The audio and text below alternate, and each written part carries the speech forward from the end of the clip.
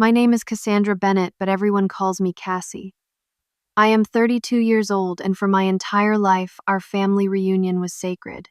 Until this year, when I discovered through social media that everyone was gathering without me, 10 years of tension since Grandma Eleanor left me, her inheritance had finally culminated in my complete exclusion. What they did not know was that I had been preparing a response that would leave them speechless. If you are watching this from somewhere with family drama too, let me know in the comments, hit subscribe, and stick around to see how I turn the tables on the people who tried to erase me. Growing up in the Bennett family meant you were never alone. My childhood home buzzed with activity from my parents' 3 siblings and the constant flow of extended family. We were the epitome of tight-knit, at least on the surface. My father, Thomas Bennett, ran the family construction business that his father had started.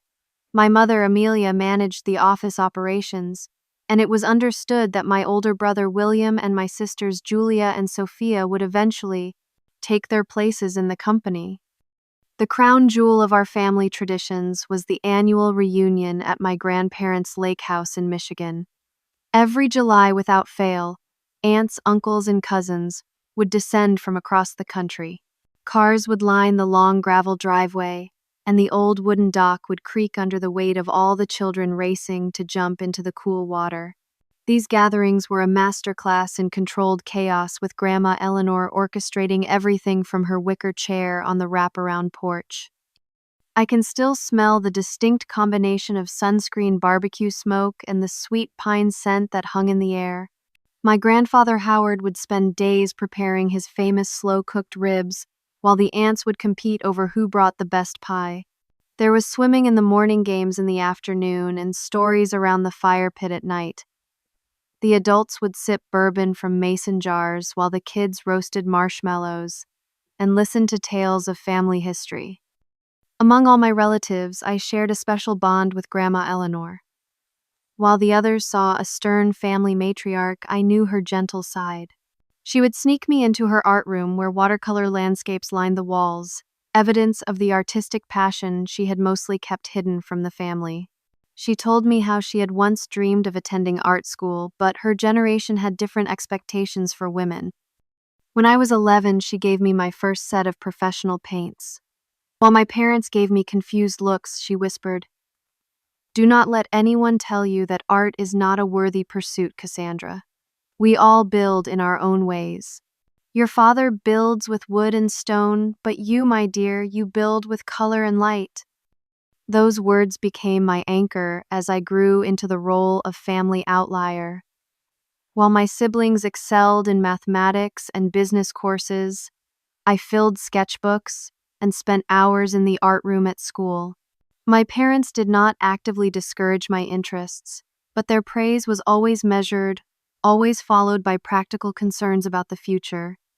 When college application time arrived, the tension finally surfaced. I was accepted to several prestigious art programs, including one in New York City. My father insisted I study business at the State University, where generations of Bennetts had attended. The argument that followed shook our household foundation. "You are throwing away security for a fantasy," my father shouted across our kitchen. My mother stood silently behind him, her eyes pleading with me to concede. My brother William looked almost satisfied by my apparent failure to conform. It was Grandma Eleanor who drove 3 hours the next day to sit with me on our back porch. She pressed an envelope into my hands containing enough money for my first semester tuition. "Sometimes the bravest thing you can do is disappoint the people you love in order to be true to yourself," she said. "The Bennett spirit is not about following tradition. It is about having the courage to build something lasting." I moved to New York 2 months later amid tense goodbyes and my father saying I would be back when reality hit. Even as I pursued my passion, I maintained connections through phone calls and the unchangeable anchor of our annual reunion. Each July, I would return to the lake house, sharing carefully curated stories of my city life, while downplaying the financial struggles and rejection letters that were part of building an artistic career. My parents gradually softened, especially when I sold my first pieces at a small gallery show. My mother even hung one of my paintings in their living room, though my father joked it was just to encourage potential clients with my apparent success. My relationship with my siblings remained complicated. Julia envied my freedom while criticizing my instability.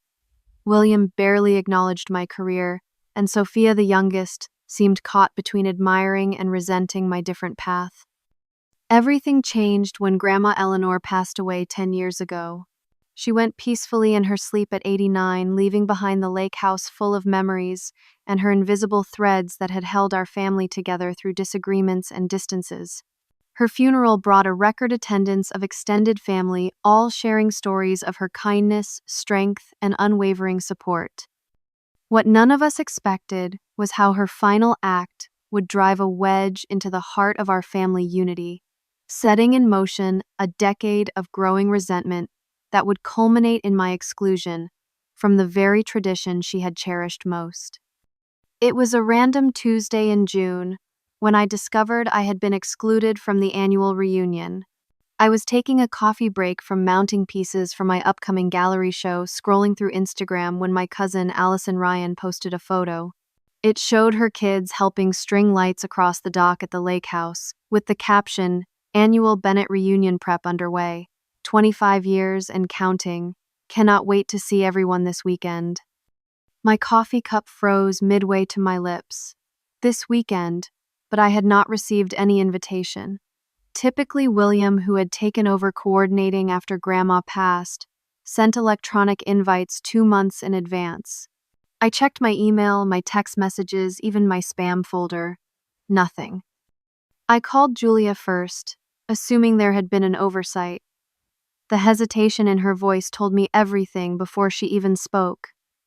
"Cassie, I thought someone had told you," she said quietly. "We decided to do things differently this year, bringing the family back to its roots." The phrase echoed in my head. Back to its roots.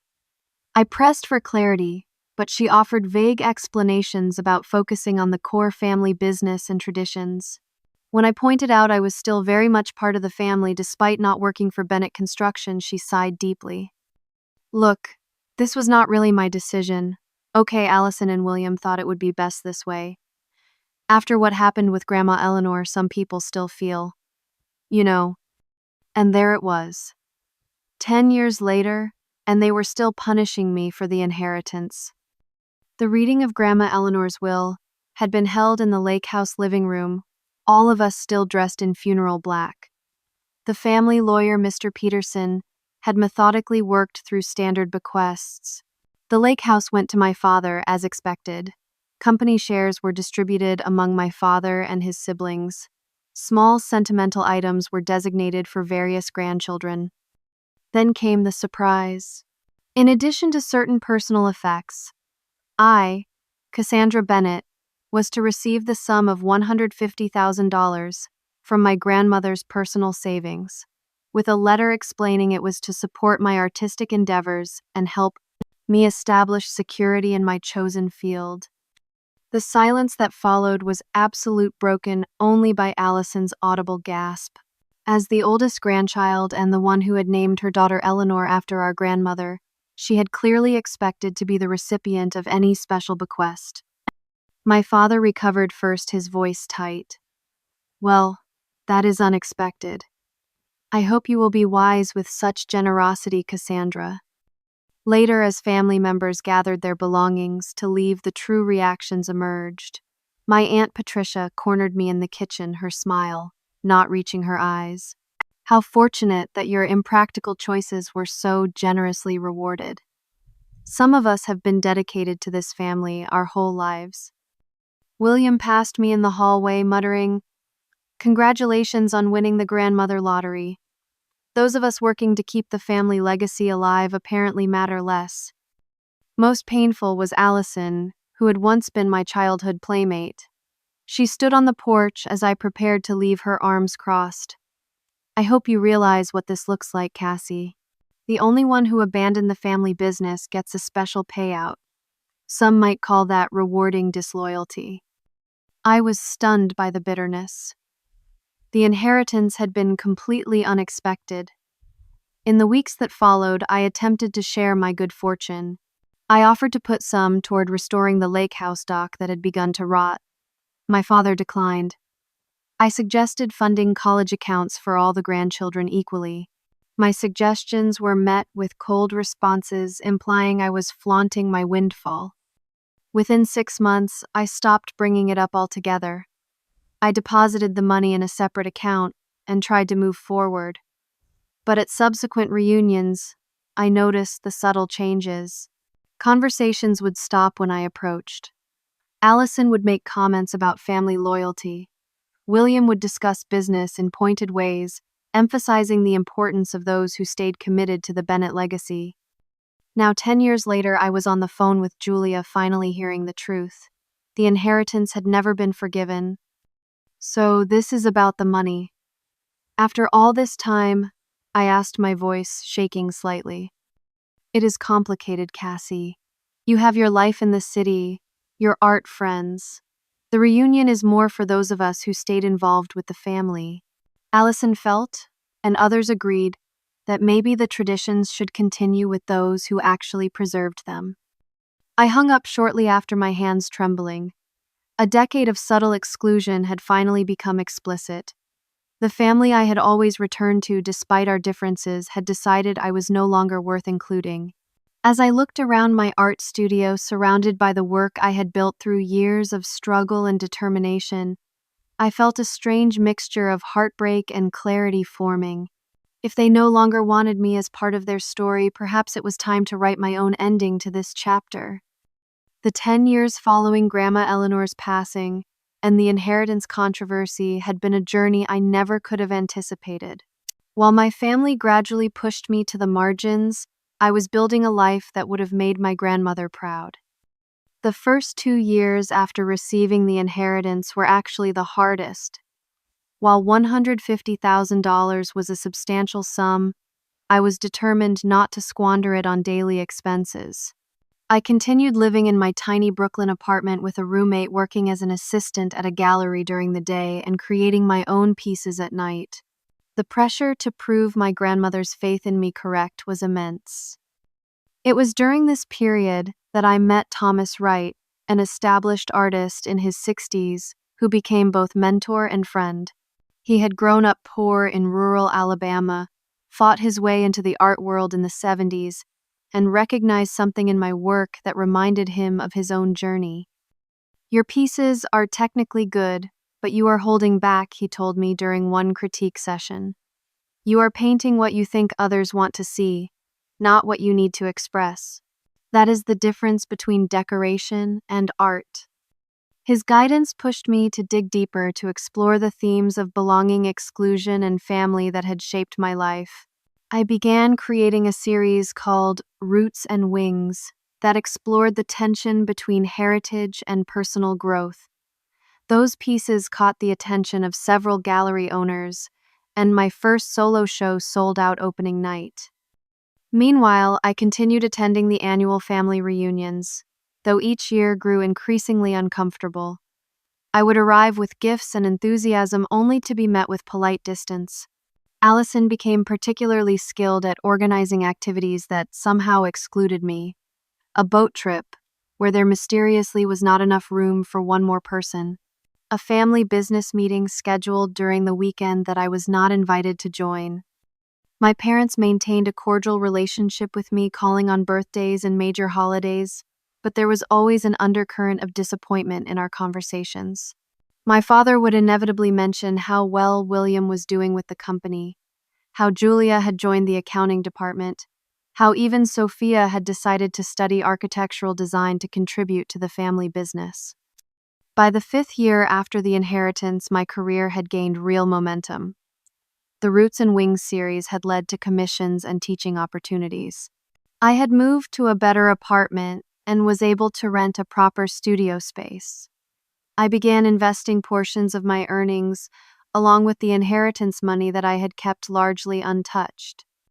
It was around this time that I discovered something unexpected while researching my family history for a new art series. The lake house that had been our reunion location for decades was not actually the original Bennett family home. My grandmother Eleanor had grown up in a beautiful Victorian house in a small town called Mapleton, about 30 miles from the lake.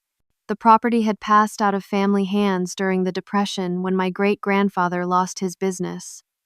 Something about this discovery resonated deeply with me. I began researching the property, finding old photographs in historical archives.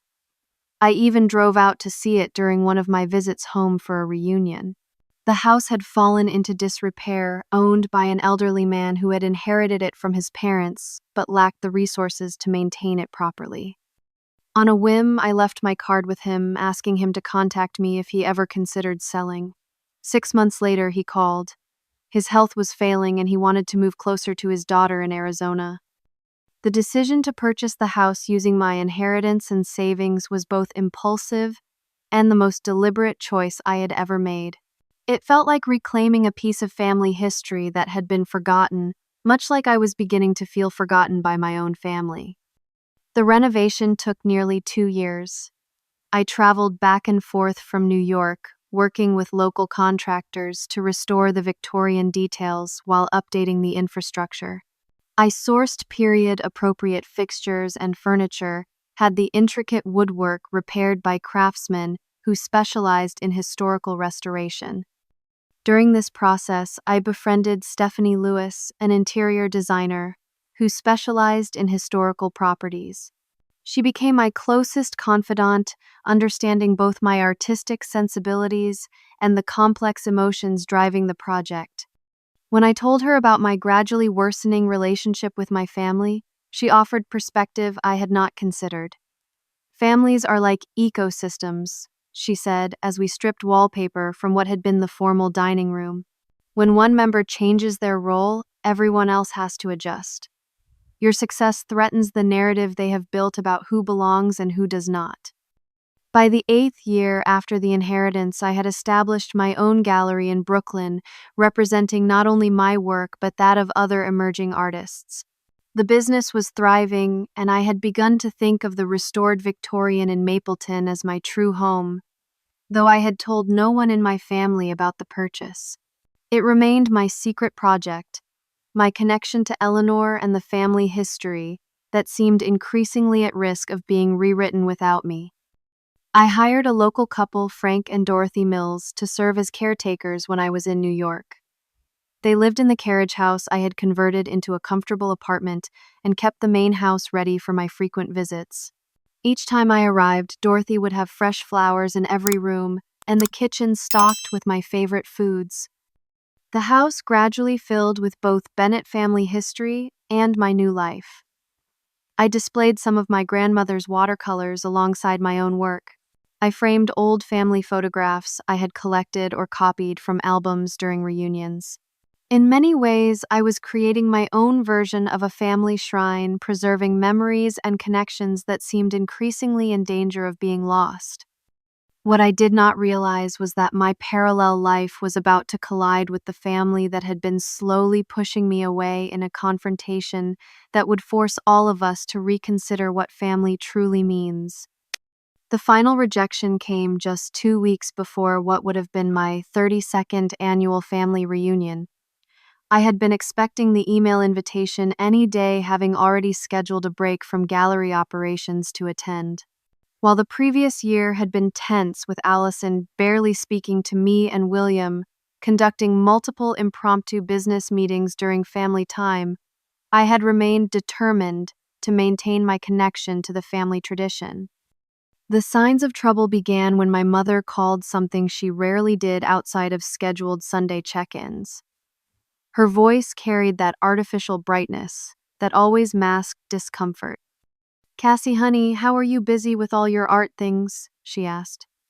I was in the middle of preparing for a major exhibition, but I set aside my work to focus on the call. After exchanging pleasantries, she finally reached her point. "I just wanted to check if you had made any travel plans yet for July. You know, with your busy schedule and all." My stomach tightened. For the reunion?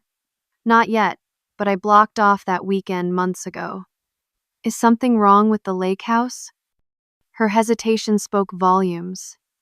Actually, sweetie, there has been some discussion about changing things up this year. William and Allison think it might be good to focus on the core family this time. Those who are more connected to day-to-day operations. The implication was clear, but I pressed for explicit confirmation.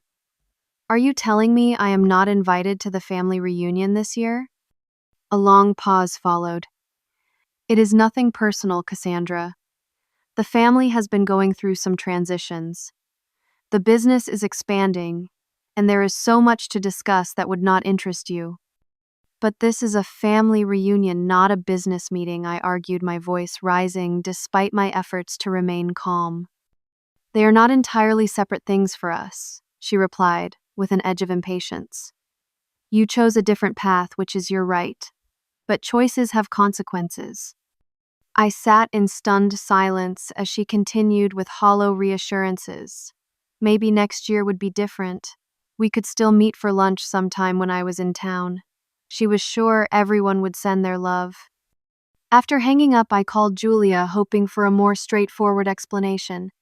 My sister had always been the most direct of the family, even when her honesty was painful.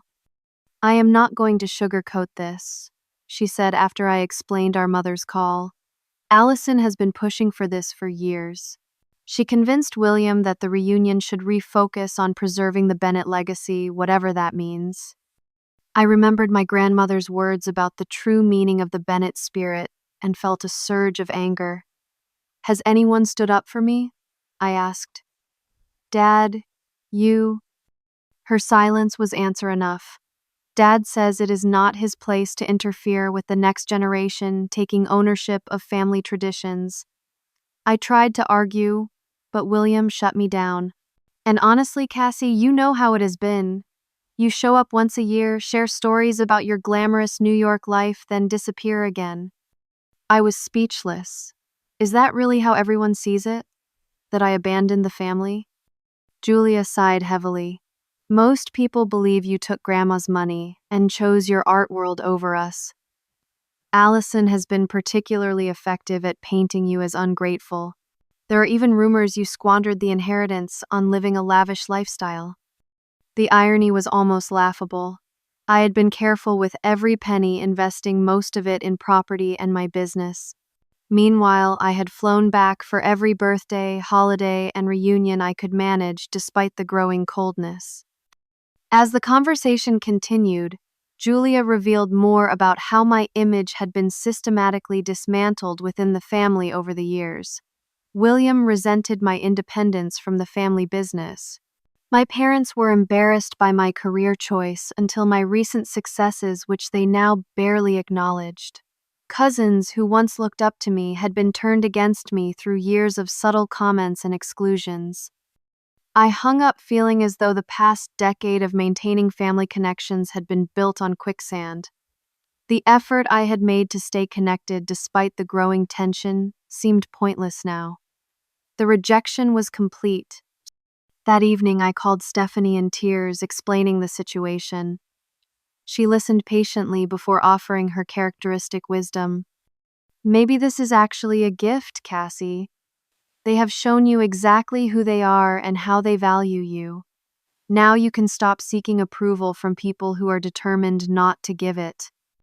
I spent the next day in a fog, moving mechanically through gallery tasks while processing the finality of the exclusion. By evening, a strange calm had settled over me. I found myself looking at photographs of the Victorian house in Mapleton, the home I had restored with my inheritance.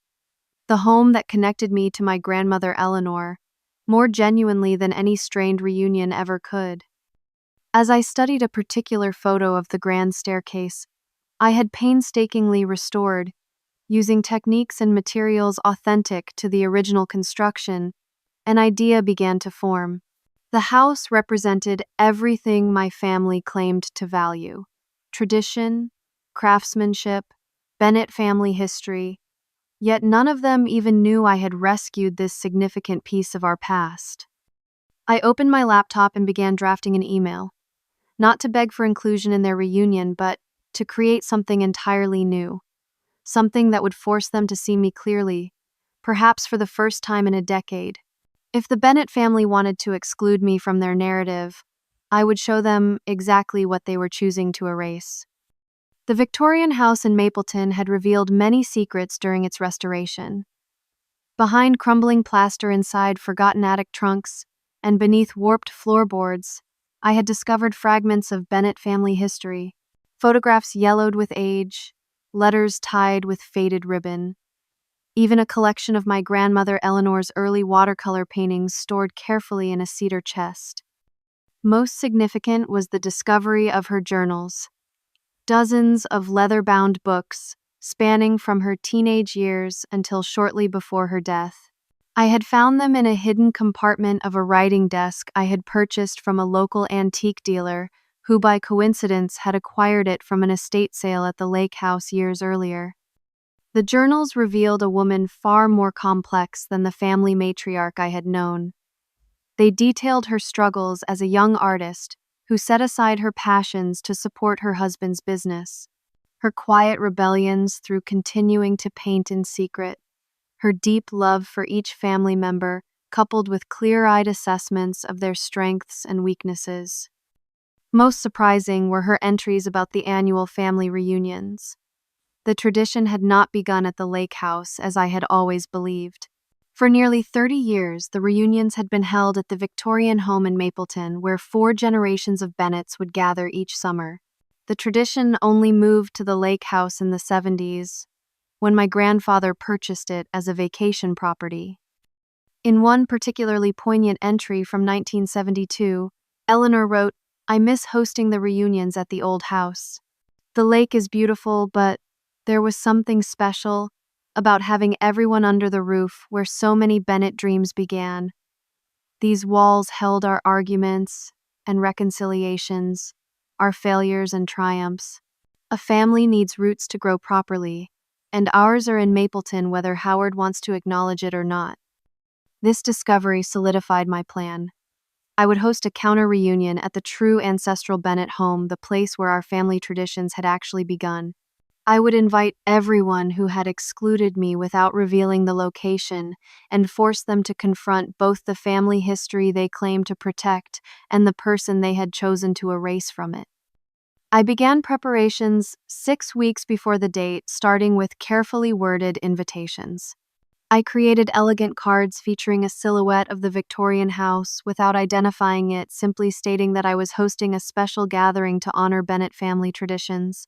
I gave an address, but no further details, knowing curiosity would likely overcome any reluctance, especially from Allison, who would not want to miss anything that might upstage her official reunion. The physical preparation of the house became both practical work and emotional therapy. I selected photographs spanning 5 generations of Bennetts to display throughout the home. I created a timeline of family milestones that I mounted in the entry hall. I arranged furniture to accommodate group gatherings in the parlor and dining room, just as the house had been set up for reunions in my grandmother's youth. I asked Dorothy to prepare traditional family recipes I found in Eleanor's handwritten cookbooks. The menu would feature my grandfather's famous ribs, my great-grandmother's peach cobbler, and other dishes that had graced Bennett tables for generations. For each family member, I created a personalized space within the house. In the library, I displayed my father's first architectural drawings alongside photographs of structures the Bennett Company had built over 3 generations. For William, I assembled documentation of the business growth during his leadership. For my mother and sisters, I gathered family memorabilia that connected to their specific interests and contributions. Even for Allison, who had spearheaded my exclusion, I created a respectful display of her achievements and her daughter Eleanor's artwork, acknowledging their place in the family story. Thomas visited during these preparations, offering both practical help and emotional support. He found me one evening staring at a family photograph from 20 years earlier, all of us smiling on the lake house dock. "What you are doing takes tremendous courage," he said, placing a hand on my shoulder. "But remember that true reconciliation requires everyone to participate. You can open the door, but they must choose to walk through it. His words stayed with me as the date approached. I was offering my family a chance to see me clearly, to understand the person I had become, rather than the caricature they had created. But I had no control over whether they would accept that opportunity. 3 days before the gathering, Stephanie arrived to help with final preparations. She moved through the house, adding professional touches to my displays, and helping Dorothy organize serving logistics. More importantly, she provided steady encouragement when my confidence wavered. "Are you sure this is not just elaborate revenge?" she asked as we arranged flowers in the dining room. "I need to know you are doing this from a place of healing, not hurt." I considered her question carefully. It would be dishonest to claim hurt played no role in my motivation. But beneath the pain of exclusion was a deeper desire to reclaim my place in the family narrative on my own terms. "I want them to see that I never abandoned our history," I finally answered. "I have been preserving it in my own way, and maybe seeing this place will remind them what being a Bennett is actually supposed to mean." The day before the gathering, everything was ready. The Victorian gleamed with polished wood and sparkling windows. Fresh flowers adorned every room. The kitchen was stocked for the feast Dorothy would prepare. I had even arranged for a local string quartet to play the classical music my grandmother had always loved. That evening I stood alone in what had been Eleanor's art studio, now restored and filled with both her paintings and my own. I held her final journal, open to an entry from shortly before her death. "I leave my special gift to Cassandra, not because she needs it more than the others she had written, but because she understands what it truly means to be a Bennett. Thomas and William believe it means following the established path, but the first Bennetts were dreamers and builders who forged new roads. Cassie has that pioneer spirit, the courage to create rather than simply maintain. I hope one day the others will recognize and respect her path as I do." I closed the journal, a sense of calm purpose, replacing my anxiety. Tomorrow would bring confrontation, certainly, possibly rejection again, but it would also bring truth. And after a decade of increasing estrangement, truth felt like the only path forward, whatever its consequences might be. The July morning dawned clear and perfect sunlight filtering through the stained glass accents of the Victorian windows and casting rainbow patterns across the polished hardwood floors. I had been awake since 5, too nervous to sleep, checking and rechecking every detail. Dorothy was already in the kitchen preparing finger foods for the initial reception, the aroma of baking pastries filling the house. I chose my outfit carefully, a simple but elegant blue dress that Eleanor had always said brought out my eyes. I wanted to look professional and put together, not like the struggling artist they still imagined me to be. At 11:30, I stationed myself on the wide front porch watching the quiet street. The first to arrive was Julia, always punctual, pulling up in her sensible sedan 15 minutes early. I watched her expression change from curiosity to shock as she recognized the architectural style of the house, though she had never seen this particular building before.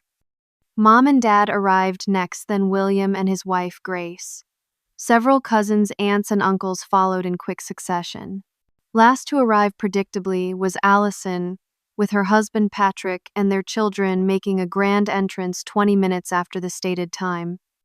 I observed them all from my position on the porch, noting their confusion as they gathered on the lawn, looking up at the impressive Victorian with its intricate gingerbread trim and sweeping verandas. None of them had connected this place to the Bennett family yet.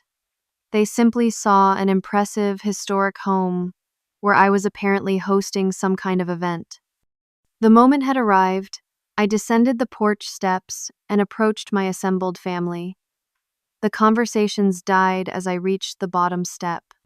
"Thank you all for coming," I said, my voice steadier than I had expected. "Welcome to the original Bennett family home." A murmur ran through the group. My father stepped forward, his brow furrowed in confusion. "What do you mean, original family home?" "This house belonged to your grandparents," I explained, "and their parents before them. It was the site of the first 30 years of Bennett family reunions before the tradition moved to the lake house. I watched the information register on their faces. My mother put a hand to her mouth in surprise. William crossed his arms, his expression calculating as he surveyed the property with new interest. Allison pushed to the front of the group, her eyes narrowed. That is impossible. This place would have been mentioned in family stories. And how would you even know about it? She challenged. I smiled slightly. Actually, it was mentioned. In Grandma Eleanor's journals, which I found during the restoration. She wrote extensively about the reunions held here and how much she missed them after Grandpa bought the lake house. I gestured toward the front door. If you will follow me, I can show you exactly what I mean. Curiosity overcame resistance, and they followed me into the grand entryway with its sweeping staircase and restored Victorian details. Gasps and whispers echoed through the space as they took in the family photographs, lining the walls, some familiar and others never seen before, rescued from attic trunks and local historical archives. Is this real? Julia asked, examining a large portrait of our great-grandparents standing proudly in front of the house circa 1920. Very real, I confirmed. This house was built by our great-great-grandfather in 1893. It remained in the family until the Depression, when it was sold to cover business debts. When I discovered its history, I tracked down the owner and purchased it. My father turned to me, his expression a mixture of disbelief and grudging admiration. You bought this place and restored it. That must have cost. A significant portion of Grandma Eleanor's inheritance, I finished for him. Plus almost everything I have earned over the past 8 years. This is what I did with the money everyone resented me for receiving.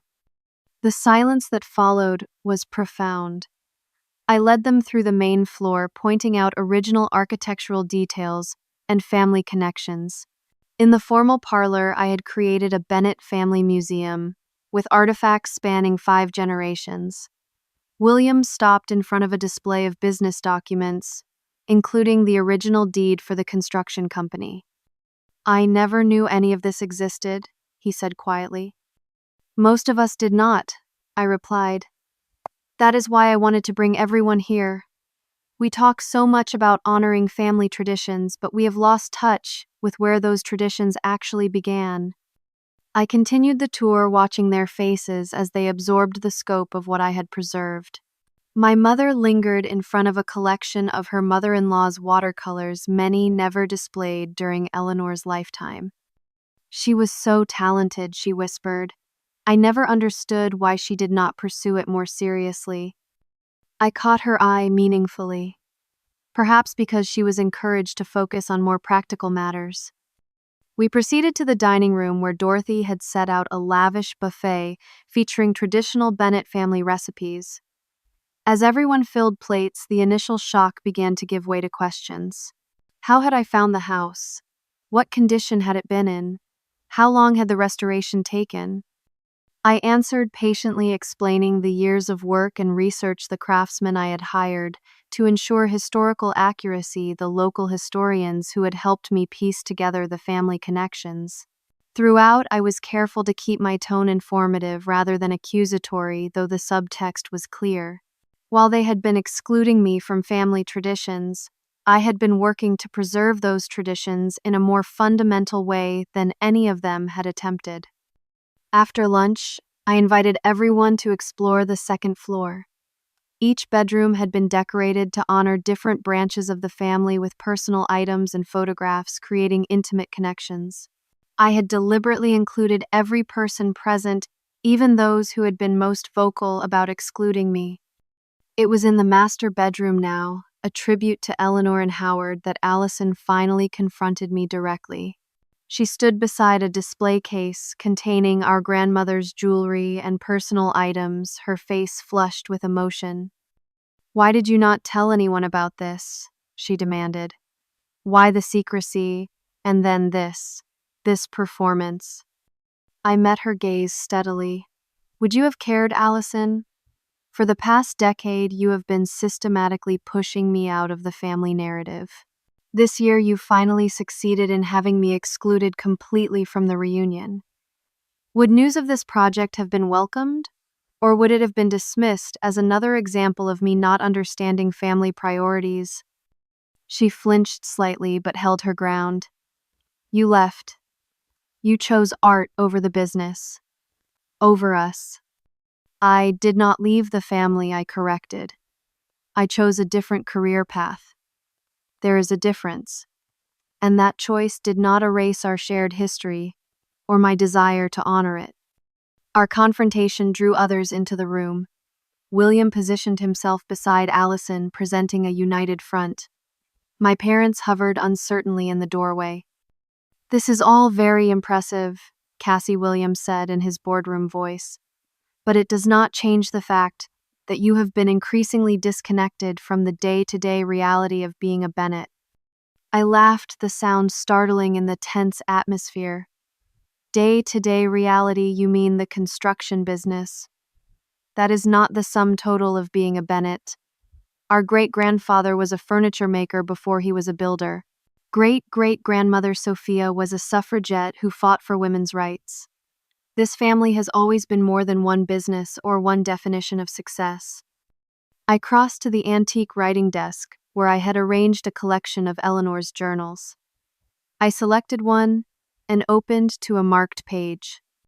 Grandma Eleanor wrote this 3 months before she died, I said, and began to read. The strength of the Bennett legacy is not in maintaining what exists, but in having the courage to build something new with the tools we have been given.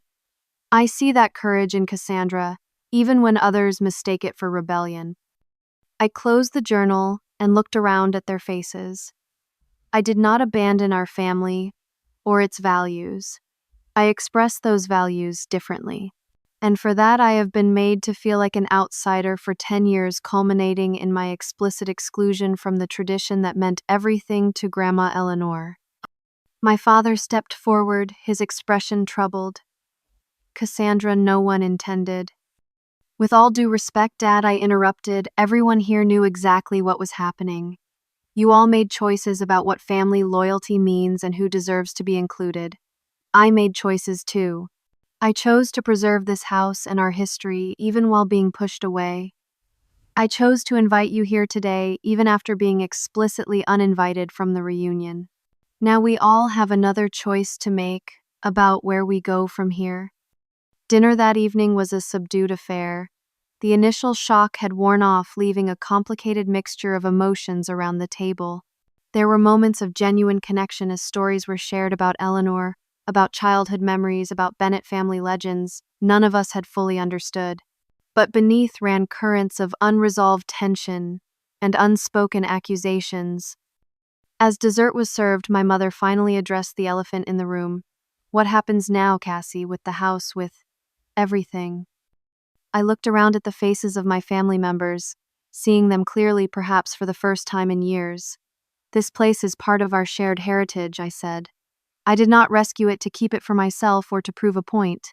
I did it because it matters. Because preserving where we came from helps us understand who we are now, even when we take different paths. William leaned forward, his business mind clearly calculating. Are you proposing some kind of family ownership arrangement? I shook my head. I am proposing something simpler. Recognition that family is not defined by occupation or geography or conformity to expectations. It is defined by shared history and mutual respect for our individual journeys. This house can be a place where we remember that if we choose to. As the evening wore on, small breakthroughs occurred. Julia helped me show our younger cousins the secret passage between 2 upstairs bedrooms. My father and I discussed the craftsmanship of the original woodwork. Even Allison grudgingly complimented the way I had displayed her daughter's artwork alongside Eleanor's paintings, acknowledging the generational connection. By the time everyone prepared to leave, something had shifted. The change was subtle, but unmistakable. For the first time in a decade, they had been forced to see me not as the family rebel who had taken Grandma's money, and abandoned tradition, but as someone who had honored our heritage in a way none of them had considered. As I stood on the porch watching them drive away, I felt neither triumph nor vindication. What I felt was the quiet certainty that truth, however uncomfortable, was the necessary first step toward healing the fractures that had been growing for 10 years. Whether that healing would continue remained to be seen, but the door had been opened. And sometimes opening the door is all we can do. The morning after the confrontation brought an unexpected visitor. I was sitting on the back veranda with coffee, still processing the events of the previous day, when I heard a car in the driveway. Moments later, Julia appeared around the corner of the house looking somewhat hesitant. "I thought you might be up," she said, hovering at the steps. "Do you mind some company?" I gestured to the wicker chair beside me, and she settled in declining my offer of coffee. For several minutes we sat in silence, watching birds flit among the garden flowers Dorothy had planted. "This place is incredible, Cassie," she finally said. "I still cannot believe you did all this without any of us knowing." "It started as a personal project," I explained. "By the time it became something more, the distance between us had grown so wide that I did not know how to bridge it." She nodded, looking out across the carefully restored grounds. "I owe you an apology. Several, actually. I should have stood up for you when they started talking about excluding you from the reunion. And long before that, I should have pushed back against the narrative Allison and William were creating." Her sincerity surprised me. Of all my siblings, Julia had always been the most straightforward, but I had not expected such direct acknowledgement. "Why did not you?"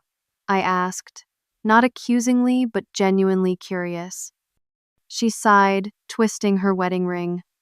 "Partly cowardice. It was easier to go along than to challenge them. And partly because I envied you, Cassie. You had the courage to leave and build something on your own terms. I stayed because it was expected, not because it was what I wanted." This confession opened a door to real conversation, perhaps the first we had shared in years. Julia admitted she had always been interested in environmental science but had suppressed that passion to join the family business. She confessed to feeling trapped in a life constructed around others' expectations. By the time we finished talking, 2 hours had passed, and she had agreed to tour a local conservation organization I had supported through my gallery. It was a small step, but a meaningful one. My parents arrived shortly after Julia left. They stood awkwardly in the grand foyer, looking more carefully at the historical displays than they had during the chaotic gathering. "We wanted to see it properly," my mother explained, gesturing around. "Yesterday was overwhelming." I offered them a more leisurely tour, pointing out architectural details and family connections I had discovered during the restoration. My father, always the builder, asked technical questions about the work I had commissioned. For perhaps the first time, he was engaging with me as a fellow preservationist rather than a disappointment who had rejected the family business. Over lunch in the sunny breakfast room, my mother finally addressed the deeper issues. "We failed you, Cassandra," she said quietly. "We should have protected you from the resentment after Eleanor's bequest. Instead, we allowed it to fester and grow." My father nodded, looking uncomfortable but determined. "When you chose a different path, I took it personally, as a rejection of everything I had built. I was wrong. Seeing what you have accomplished here and with your gallery, you have the Bennett builder's spirit, just expressed differently." Their acknowledgement did not instantly heal a decade of growing estrangement, but it created space for new understanding. I showed them my gallery portfolio, sharing the successes I had achieved that they had largely ignored. They shared challenges the business had faced that I had never been told about. We began tentatively to rebuild bridges of communication. Other family members followed in the days after. My brother William arrived alone, his business analysis attitude still evident, but tempered with new respect after learning about my successful gallery and property investment. You have good business instincts, he admitted grudgingly as we walked the grounds. The market value of this property has probably tripled with your restoration work. I smiled at his characteristic focus on numbers. The value is not just financial, William.